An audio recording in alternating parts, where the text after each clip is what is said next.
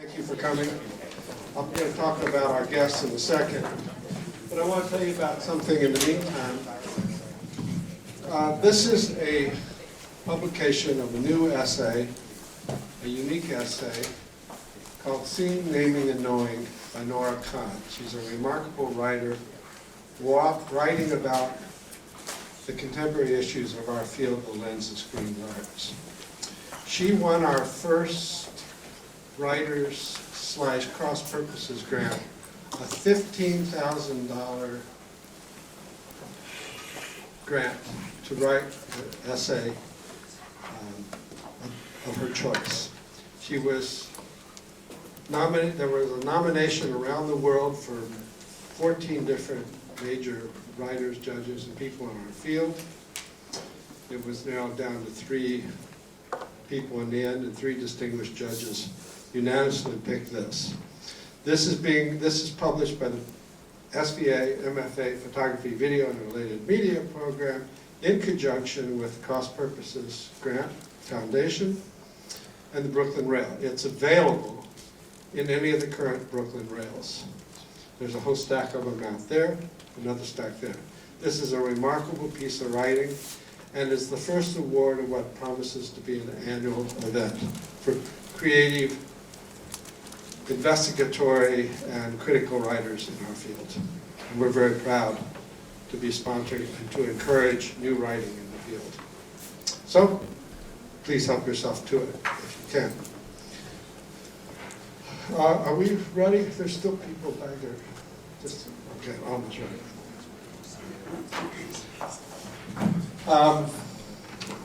I'm a photographer myself. I shoot in what I call the real world. I have for 50 years.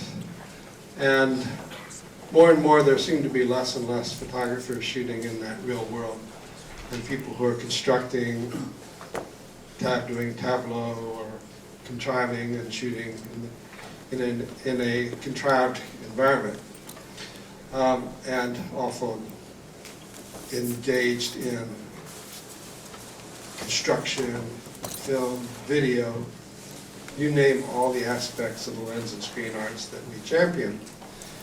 And for a while there were very few people working with just the camera, have camera, will travel, will shoot, whatever is possible, but bring my own unique vision to that world. And Dina is such a person. She has been what people call shooters. I don't like the term. I don't like any of those terms. Conceptual, practice, fine art, journalism, many of those terms. But if you have to use one, she's out there and has been out there doing work of her own volition, meaning a style. She brings to it a style, not just an assignment, not just a kind of journeyman attention, but a real style that marks her, I think, as one of the most unique shooters at this point in our creative endeavors. She works for everybody. New York Magazine, the New York Times, National Geo, 100 others. I don't think she's gotten off a plane for more than 2 days. We're lucky we have her. We had her scheduled last year. She was somewhere like Brazil. So I'm very happy to have an alum of her ilk, of her ambition, of her talent, and the pleasantness that those of you who know her, she has. And I'm going to give it to you. Thank you.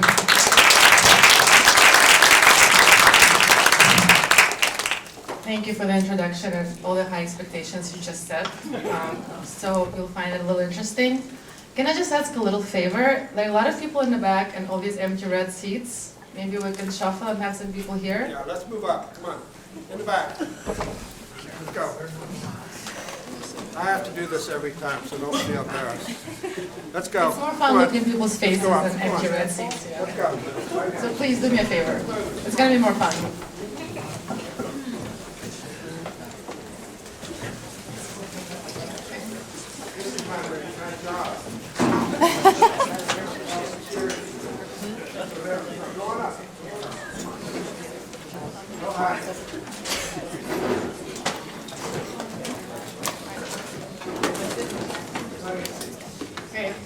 Thank you for the reshuffle, appreciate it. So I'm just gonna jump straight into photos. I'm gonna start with this image.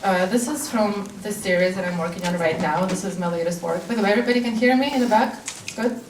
Yeah. Okay. Yes. So this image is from a project called Amish on Vacation. It's kind of self-explanatory. It's still a title, it's a working title. So last February, an editor from New Yorker called me, really excited, and she asked me if I knew that Amish and Mennonites go on vacation each year to Florida, actually to a town called Sarasota and Pinecraft. It's like a little subset of Sarasota. And apparently they come from all over the United States and even Canada, and they play volleyball there, they go to the beach, drive bicycles, talk on cell phones, and it sounded just like a big Anabaptist block party there. And she asked me if I wanted to go photograph it. So I said, yes, of course, send me there immediately. And they did. So it started as this New Yorker assignment. I photographed for 2 days, and it ended up being a photo essay on the photo booth New Yorker. But I knew that I'm going to be back. So I've been back this winter already twice. I just spent a week there. And it's kind of work that went from editorial assignment to personal work. And like at this point, for me, this is a really, good balance for me where the magazine work becomes personal work. And there is really kind of, there's no distinction between the two. But that's something that took me a really long time to get to. So in 2010, I graduated from this very building. And for the first 2 years, I was just doing personal work. And so mostly that's because nobody would hire me.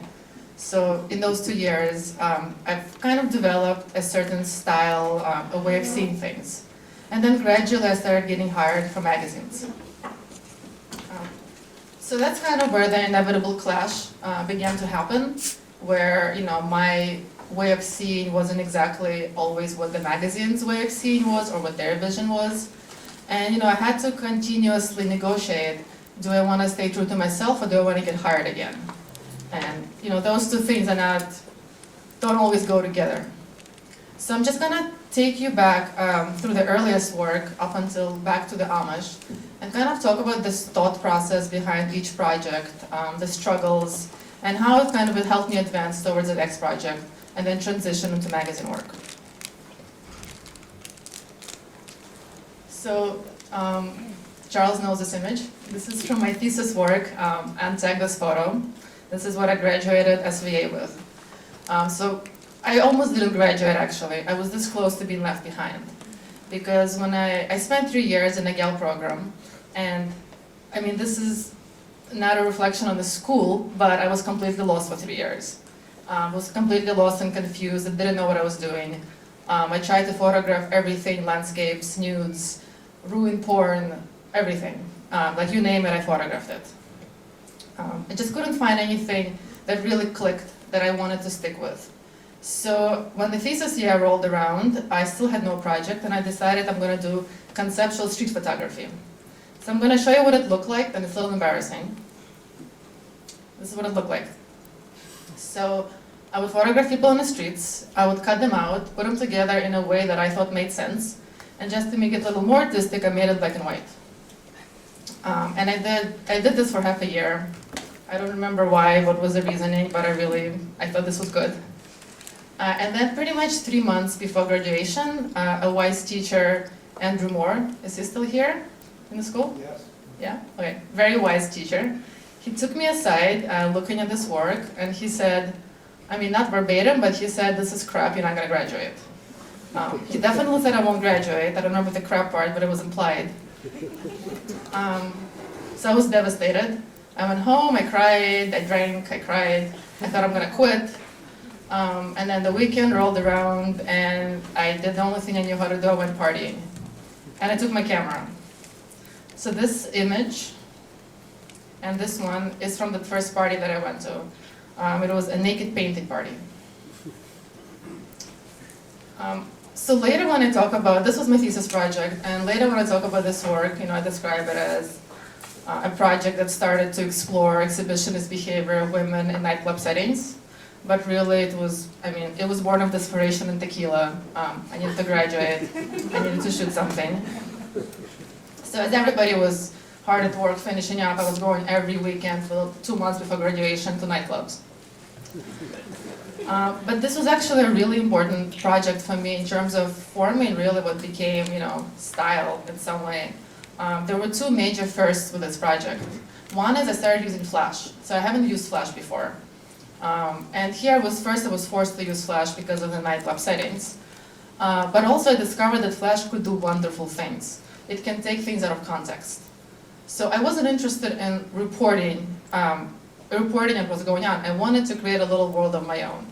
And with Flash, I could isolate scenes in this really crowded nightclub. So I could just manipulate reality with it and tell little stories of things that I wanted to focus on and exclude everything else. And another thing that I found out is that, so previously my degree is in psychology. Before I went to MFA, I have an undergrad in psychology. And I've never connected psychology to photography. It's something that I completely left behind for years. So as I was shooting on tech, I realized that what I am photographing are kind of exactly the same themes that I was interested in psychology. So social interactions, group behaviors, and identity in public spaces, exhibitionism. I was kind of one by one exploring that with the imagery. And this was the first time, it was kind of a eureka moment for me, that all my kind of studies in psychology were the foundation of the things that I'm enjoying to photograph. So kind of with Untitled this photo, all of a sudden I've discovered my own thing after 3 years of just kind of poking in the dark. The Flash and the psychology theme combined together, because the Flash really helped to emphasize the theatricality of what I was photographing.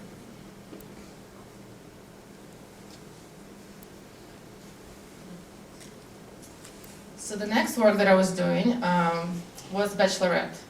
These are images that were taken on my first Bachelorette party, and that resulted in eventually me doing the series. So this was the first Bachelorette party that I went to as a guest. I took my camera, and this was during my time at SVA. And I took these images to class because I didn't photograph anything else that week. To make sure they're a little more artistic, I made them black and white, black and white art sauce. But, they still weren't well received. I couldn't explain why I took them, and I just abandoned them, never came back to them until I graduated and started looking through these piles of imagery that I've had for 3 years. And I found these images, and at that point, I started to trust my instincts a little more. So before it, for me, a good picture is a picture was that I'd already seen. I thought I need to photograph themes that were legitimized by the art world.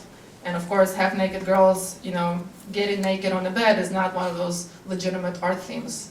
So I was looking for more serious topics. And after I took this photo, I began to really trust my instincts and, allow myself to photograph things that I actually wanted to photograph and actually enjoy that seemed frivolous to me. So I did this project for 2 years, did over 30 parties. It was a lot of fun. And this was kind of a time I used to just hone on my Flash skills. I kind of photographed it the same way that I did Untitled this photo, maybe a little closer. So I spent, maybe after 10 parties or so, it started getting a little boring. There are only so many strippers you can photograph. So many penis straws, so many drunk girls. So about 15 parties, I kind of came to a dead end. And kind of the process to get out of it, I went back to psychology, and I thought I need to read more about Bachelorette parties as a rite of passage, as a social event. I need to find out more about it, and not just look at it as a drunken party. And so this process, for me, has been something that I've used for every single project since then. It kind of happens to me the same thing every time. I get really excited, I photograph a lot, and then I get bored. And it feels like I photographed everything there is, and you cannot find anything else in the topic. And the only way I can get out of from this is to just read and look for layers and just go beyond the surface. And many projects where I didn't do that just ended right there. Just dead ends. What I read about the Bachelorette party was that it's actually a very feminist ritual, which is something that I didn't think of it before when I started. So it began in the 1970s as just part of the feminist movement. Before it, the men had the bachelor party and the women had the bridal shower. Just given pots and pans and recipes and told how to be a good housewife. All the men went out partying. So the bachelorette party really was created to even out the playing ground. And of course, a lot of contradictions in it. A feminist ritual in which women are sanctioned to behave like men. Just go crazy, go to strip clubs and drink. But on the other hand, for a lot of women, it's just a get out of jail free card, like a night of sanctioned debauchery. They can go to a strip club, they can put tequila shots down the strippers' underwear, and their moms and grandparents, everybody knows about it, and it's okay to do for this one night. So as the project went on, I started looking for quieter moments, and I wanted to incorporate what I read into these images, just started to look at the project differently, and just incorporating all those layers. So for me, this image is just a little bit violent.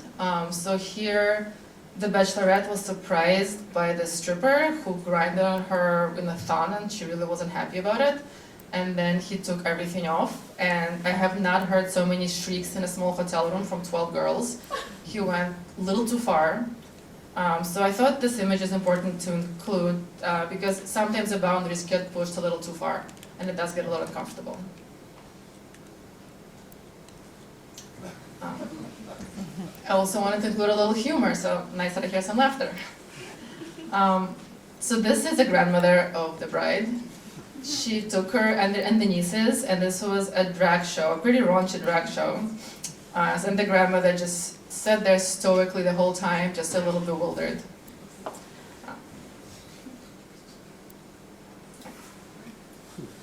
So the next project, this is Fashion Week Paris. Fashion Week was my first major assignment. This was for New York Magazine.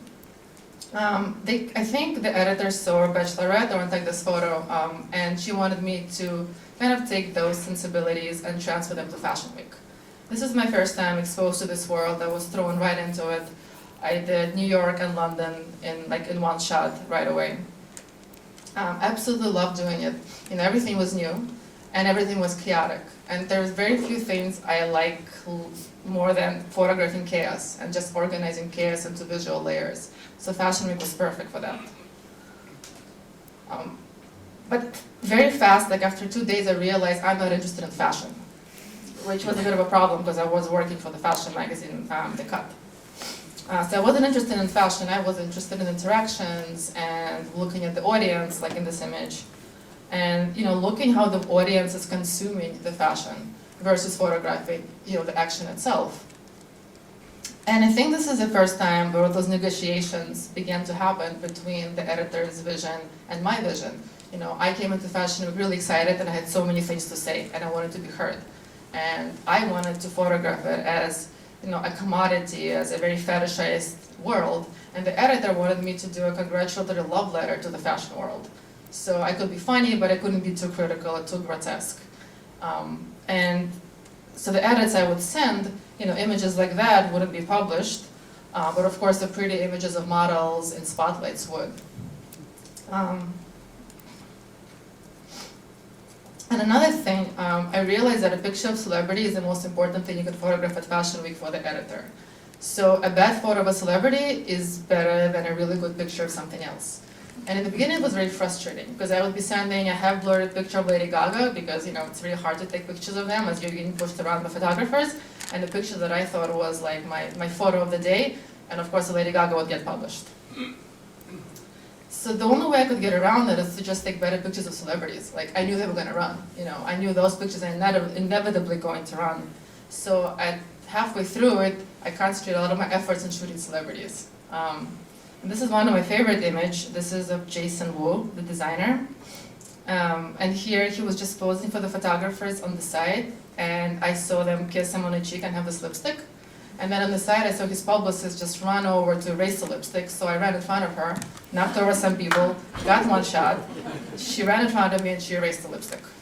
But this picture ran and I was happy with it. So one thing Fashion Week taught me is how to be really, really tough. I mean, this was probably the hardest environment that I photographed into. You see all these photographers? This is just the front of the house. In the background, like in backstage, there are just as many in a smaller space, all fighting for the same picture. Most of them are men, with men assistants, you know, a lot of big guys with a lot of equipment. And I just came in the first day, totally clueless, with my flash on the side, getting people's faces, and nobody liked me. And I had to fight for this one picture. You know, you want to get that one shot without any photographers around, so everybody's fighting for it. You know, and I photographed political rallies. I photographed a Trump rally since then, but it's like peanuts compared to the access of Fashion Week, where everybody's trying to kick you out, the security guards, the photographers are trying to kick you out. It was, you know, interesting learning experience.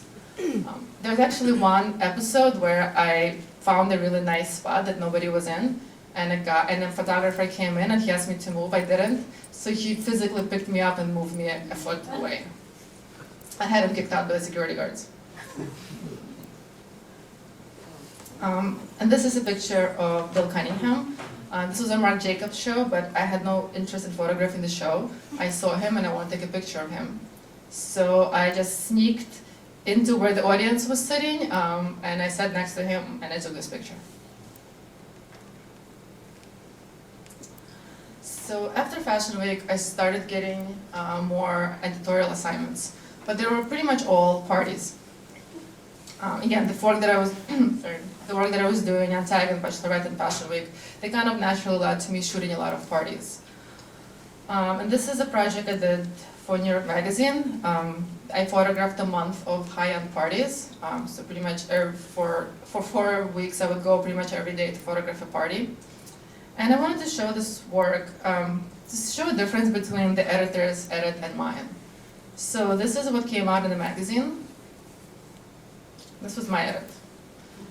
Nobody saw it at the time. My edit was called All That Glitters. I think it was darker. I want to talk about the excesses of that world.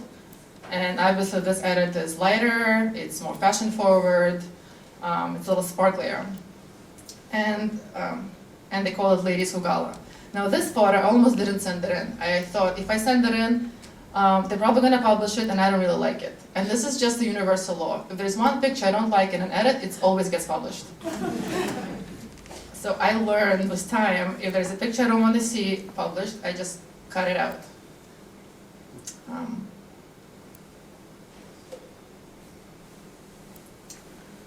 So for about 2-3 years, I was just hired to photograph parties. That's all. And I mean, I like photograph parties, but at some point it became, you know, boring and exhausting. And I felt there's not much more I can do, and like not many things more I can find at photographing parties. And I really tried to break out of that.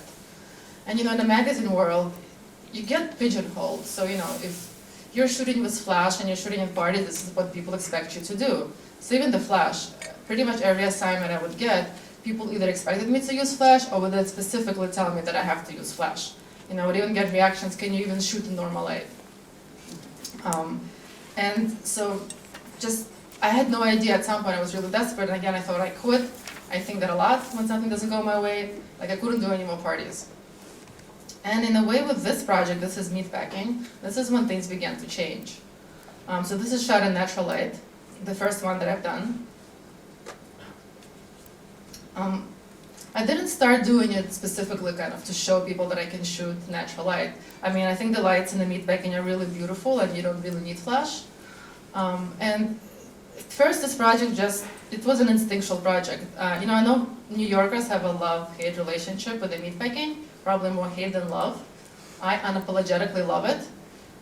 Just because, I mean, to photograph. I don't go out there, but I love to photograph it because I always wanted to do street photography, but the streets are too slow for me. You need to have a lot of patience, which I don't. I mean, you really have to wait for the moment for something interesting to happen. And in the meatpacking, like all those rules don't apply. Everything is, you know, the men are gawking and whistling, and the women are just floating through the space. The tourists are staring and taking pictures. It's all kind of like theater, these beautiful lights, you know, cobblestone streets. It's just like a beautiful place for me to photograph with all the themes that I love. Sexual politics, exhibitionism, voyeurism, social interactions. So I had so much fun photographing for the first summer, I didn't actually think of it as a serious project. I just thought it's something I need to get out of my system. So I photographed it for a summer, and then of course the inevitable happened. The second summer I went out and I got bored.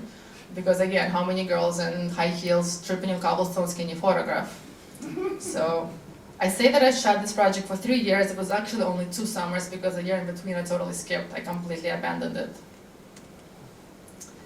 And when I came back, this is by the way real. I mean, the fun thing about photographing this project, I was completely invisible. The men were so intent on staring at the women that I could be this close without them even noticing they've been photographed. So when I went back the 3rd summer, I decided to do research. You know, I wanted to read about the sexual politics of New York City.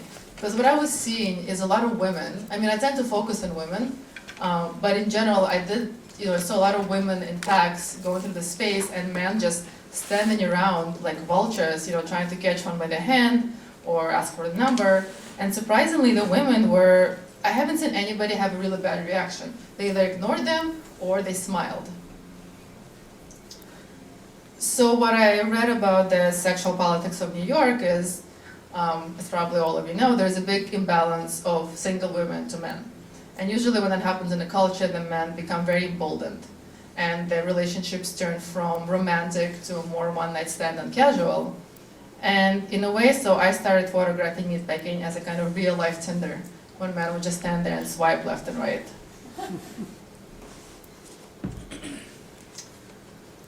So when this project came out, it was on Time Lightbox. And this is kind of when things really began to change in terms of the assignments I was getting. I mean, I started getting emails from editors like, oh, I didn't know you could shoot in natural light, and I didn't know you can do anything but parties. I mean, this is much more in a street photography style, more, I guess, documentary. And all of a sudden, I started getting other jobs. I mean, I still photographed parties, but also at this point, I started using Instagram a lot and using that as a tool to present the things that I wanted to do. So I got my first political assignment. This was for MSNBC, a Trump rally. And I would just post a lot of images from that, so I was still doing a lot of parties, but I posted one party and 10 political pictures. And in a way, like that, it seemed like I'm doing much more politics than parties when it wasn't actually the case. But that began to snowball, and I got hired to do more politics. So this is Republican National Convention for BuzzFeed. And another weird little lucky break that I got, personally, was being sent to Trump's election party. So this was an odd thing that happened. This was my first assignment for Time. And I think all the magazines sent their best photographers to Clinton's party because she was going to win, and this is where all the pictures were going to come from. And they sent their new photographers to Trump, just in case for a little thumbnail, look at the loser. Of course, we all know what happened. And these images ran double spreads in Time magazine. So I think a lot of photographers around me were really experiencing the same thing, like who couldn't believe we ended up there at this party.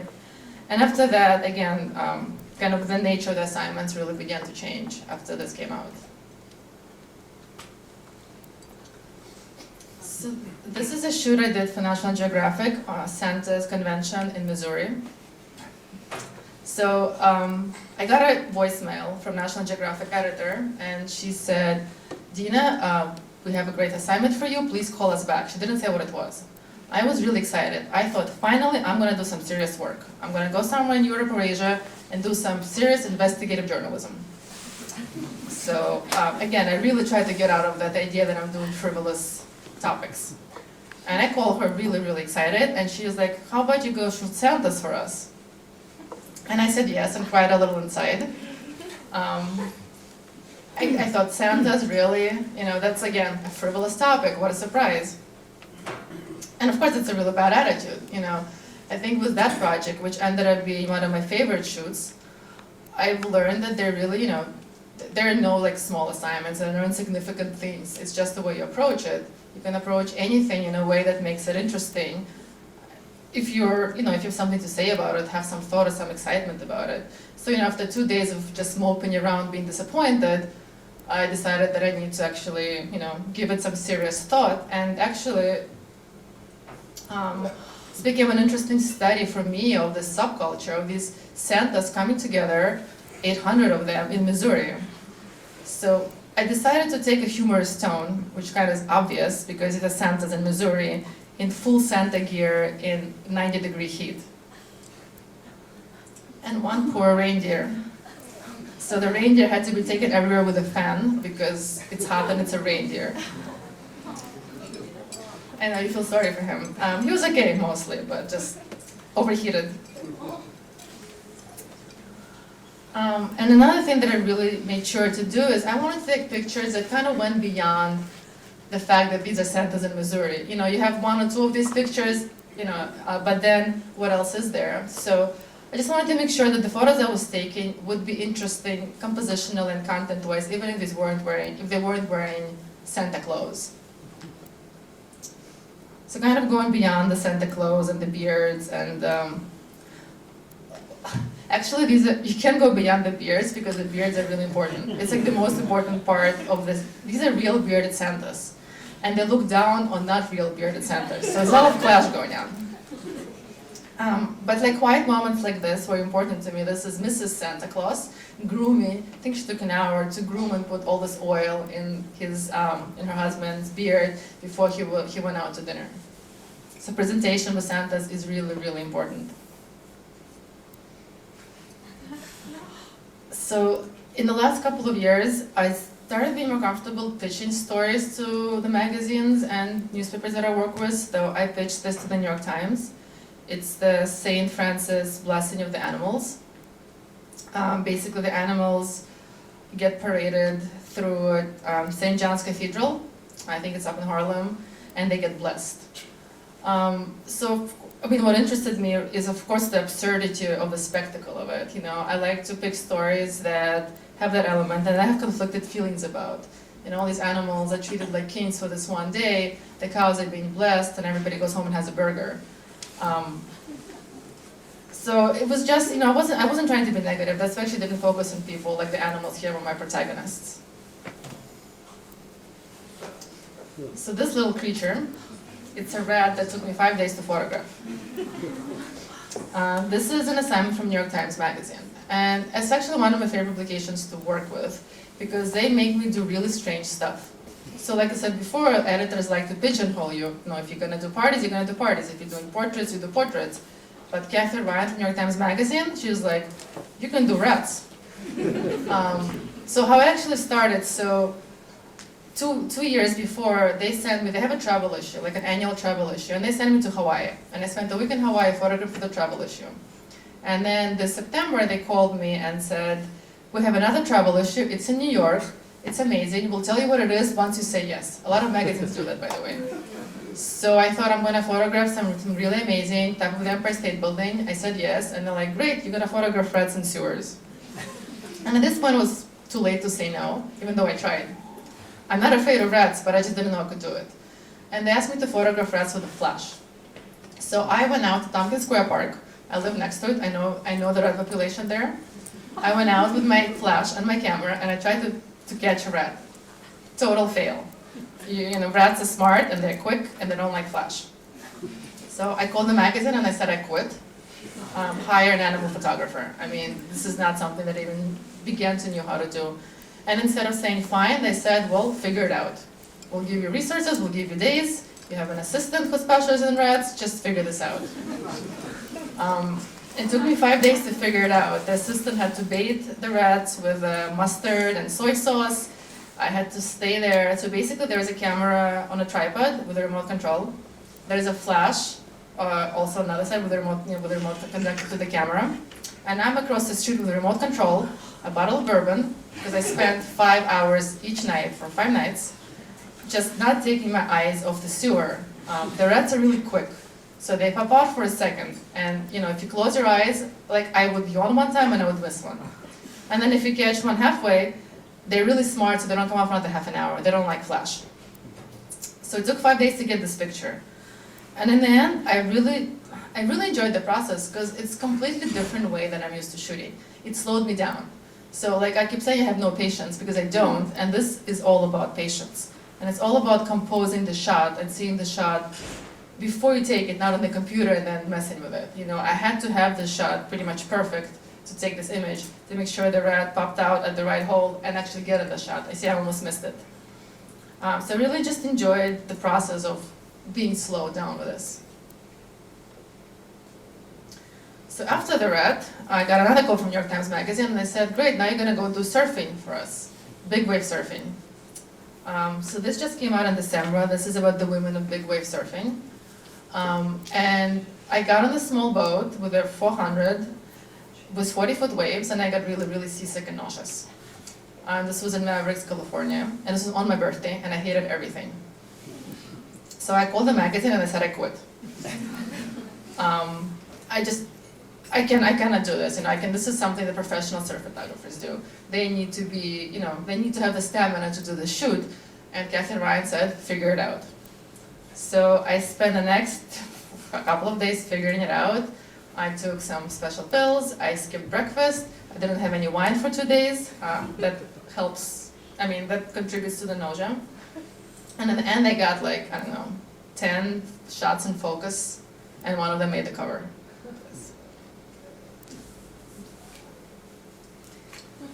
So I'm going to end going back to the Amish. So when I got this call for the New Yorker, I think the thing that intrigued me right away was just a simple thought.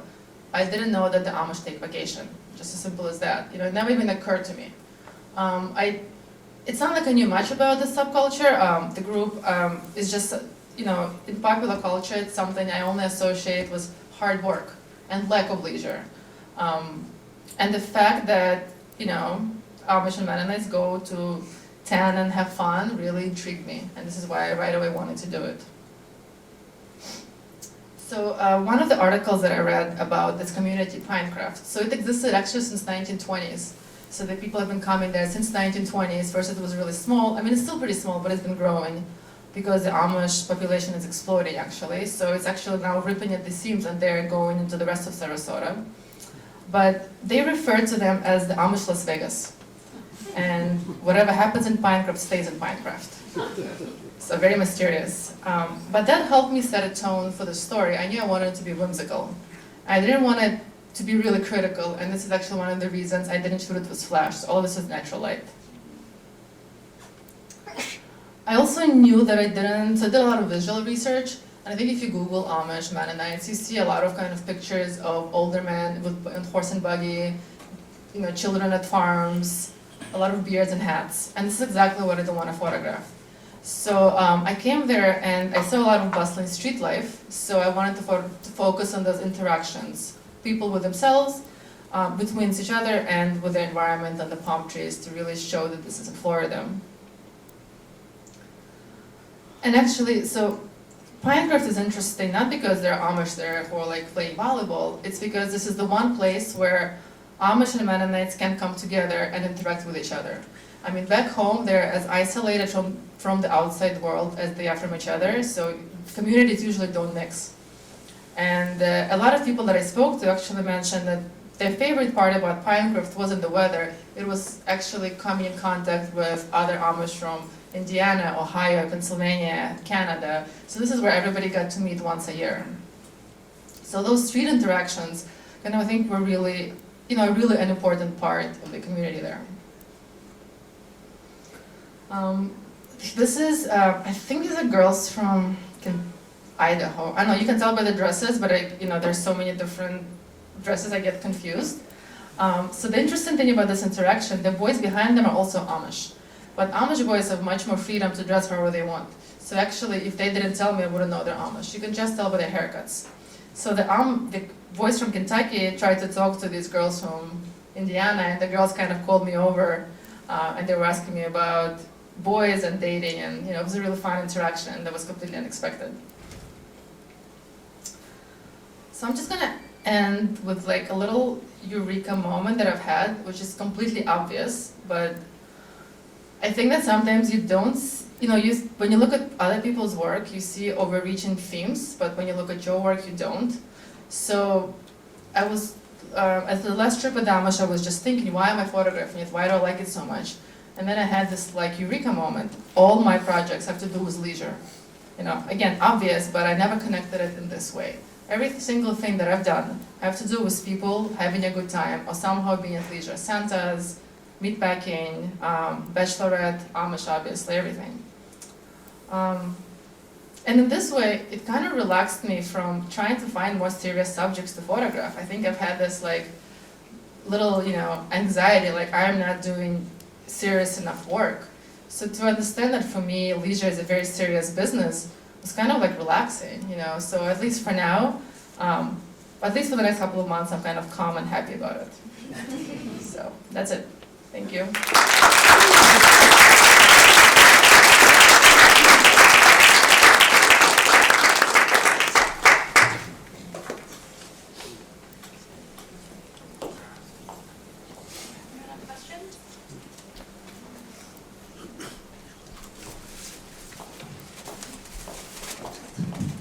Hi.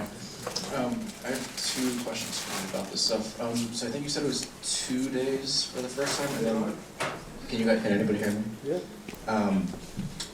It was a pretty short amount of time you spent with them, but I was wondering like what kind of things did you do to kind of like embed yourself with them? So like you just mentioned like the girls came to you and had some sort of relationship, but in a short period of time, like what kind of things did you do to integrate yourself within this community? I don't know if I integrated myself. The thing is this, people are on vacation there. So I'm not coming to their home to photograph, right? So I was born in Amish, really hard to photograph. And that's true. However, we're in neutral territory. I'm as much in, we're in Florida, this is not their home. So I don't think they feel as much intruded on when I'm photographing there.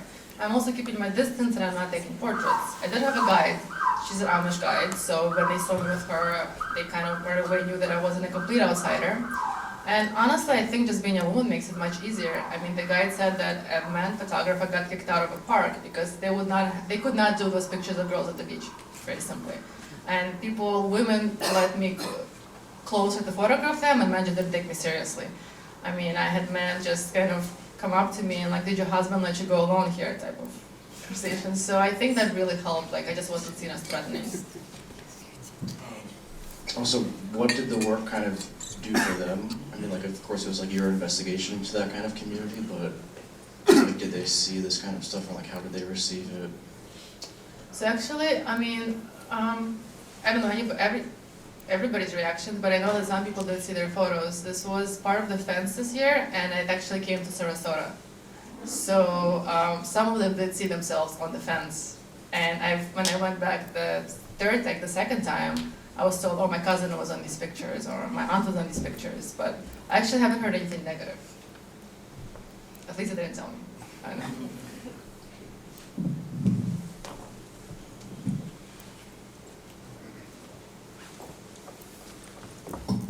Hi.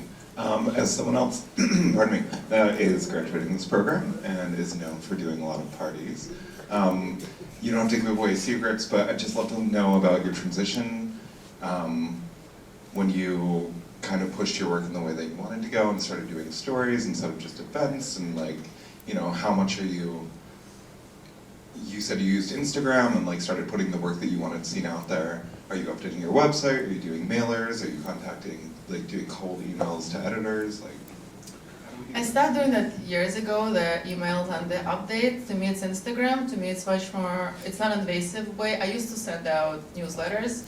I just feel like with Instagram, you don't need to anymore. Like, almost every editor of every magazine that I work with is on Instagram. And it's a non-invasive way for them to see the work that you're doing. And I think it gives a lot of freedom and power to photographer, because before it, like I showed you that Ladies to Gala, those pictures ran, my favorite didn't run, nobody sees them. Now I can post them on Instagram, and in a way, more people see sometimes Instagram than they see the publication, the print issue. So I don't have to be dependent on what's coming out there if I want a different vision to come through. So at this point, I really just use Instagram. I'm actually really bad. I don't even update my website. I'm not saying it's a good thing.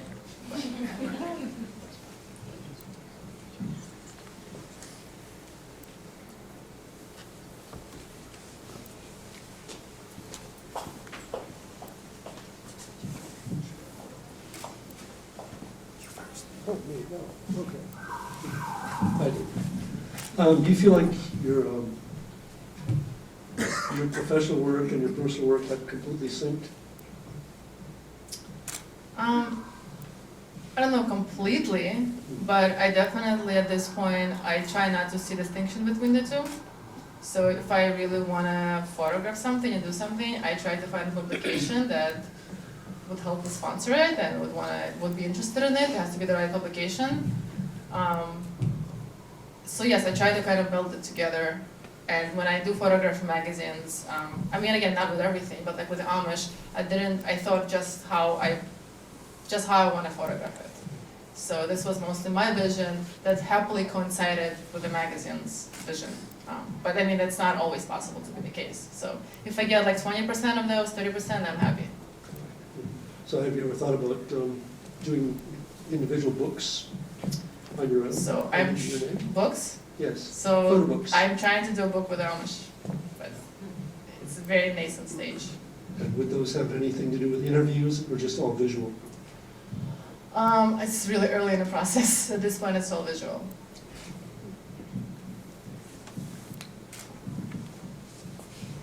I have a question about the role of psychiatry in your work. You did that for undergrad, and then you realized a little bit later, doing these other assignments, that you went back and you read more about it. And then sort of the third phase is you realizing, oh, I'm mostly photographing leisure. Okay, sorry, just a little, yeah, close, speak up so I can hear you. Should I repeat the question? Just like the last part. So given the realization that you have been photographing leisure for a lot of the time and your background in psychiatry, have you noticed anything about human nature or the way people actually behave on a level beneath the external that you're actually photographing? Going back, looking through your photographs, are you seeing trends? Are you seeing things that you understand from a more almost clinical perspective? I guess it depends on what I'm photographing. I guess that's what I try to do. You know, I try to look for hidden motivations, but you know, meatpacking exploration is different from Santa's. You know, Santa's is about a sense of community, how people really want to come together, versus, you know, say meatpacking, it's more about sexual politics and exhibitionism, and is, you know, unspoken interaction with men and women. So it's really, yeah, I'm trying to. This is what I'm trying to photograph in the pictures, really, what you're asking. How successful it is, I don't know. Thanks.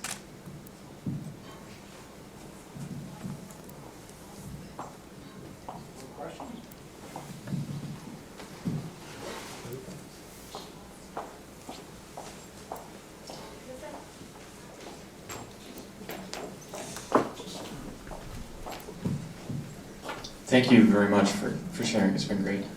I had a question. You said during the bachelorette party, sometimes it could get uncomfortable for either the people that were attending or even for you or the people in the room. Were there moments when you would pull back, or in those moments do you tend to just keep shooting? It depends on the reaction I was getting from the Bachelorette. So I was asked to stop shooting a couple of times. I would pull back only if I had to. Again, I mean, nothing bad really happened. So like, or I would exclude the face. So for example, with the picture that I showed, you also have a picture with the Bachelorette's face. But I decided not to show that. I thought just showing the legs was enough to convey what I needed to convey. So definitely I was making sure not to embarrass anybody in those images. And pretty much every woman has seen those images afterwards. I haven't had a single one ask me to take them down. And I mean, if they did, I would. Because again, this is like it's not a nightclub. I got to know the women that I'm photographing. It's a very tight space. I'm in a hotel room with them, sometimes the whole weekend with them. So definitely, like, it's not any more strangers that, you know, in any way I wanted to exploit, make them comfortable.